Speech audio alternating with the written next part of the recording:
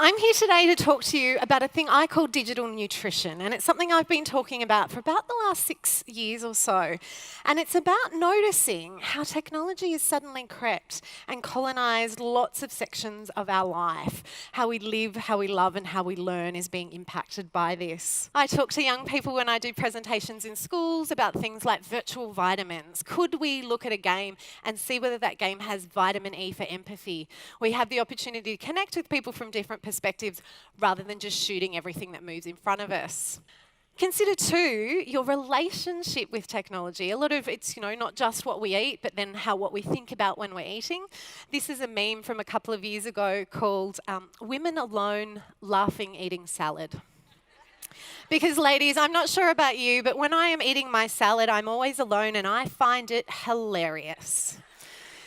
Today I'm going to talk to you about something completely different, I guess, to maybe some of the things that you've been hearing about. And this is really around this notion of unplugging and digital detoxing and taking smartphones away and all of these sorts of issues that we're hearing, especially in this state, and young people around maybe some of the impacts of technology. And when I started this work about 10 years ago, I really was focused on young people and the impacts on kids of this digital saturation. Increasingly, the conversation has moved to us as adults.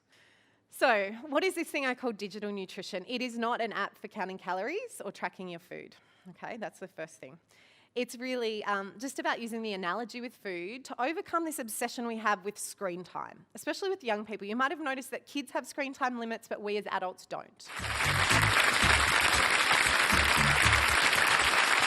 Good evening and welcome to this special Vivid edition of Q&A. I'm Tony Jones, here to answer your questions tonight. The Chief Executive of the CSIRO, Larry Marshall. Cyberpsychologist Jocelyn Brewer, who argues for a healthier relationship with technology. Rapper, musician and media entrepreneur Adam Briggs.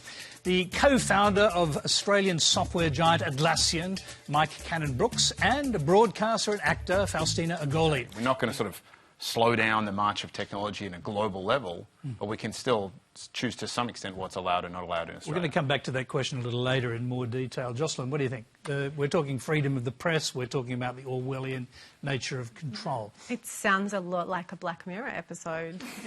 Yeah. Our next question comes from Tara Hodge. Jocelyn, your special subject.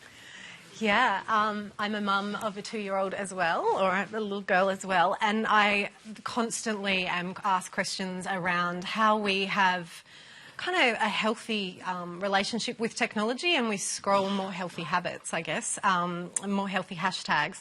So some of the strategies that I really think we need to put into place is teaching media literacy and digital literacy so that young people understand that a lot of what shows up in your social media feed is not real life, and that real life is probably not that Instagrammable and not really something that we want to be looking at all the time.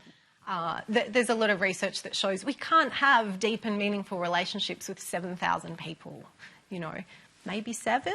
Who are the people that you can call when you're in a really tricky spot?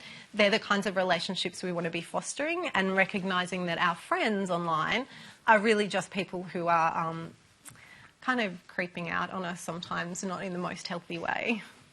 Faustina, what do you think? I wholeheartedly agree with you, Jocelyn.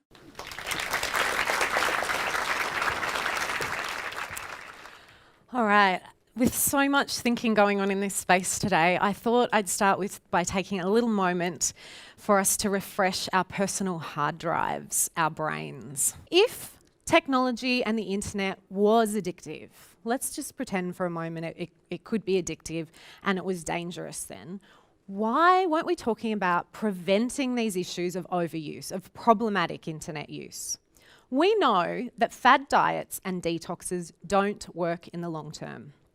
So this is why I flipped the conversation to digital nutrition, about it being a more positive and sustainable relationship with technology, just the same way we'd consider, hopefully, our relationship to food.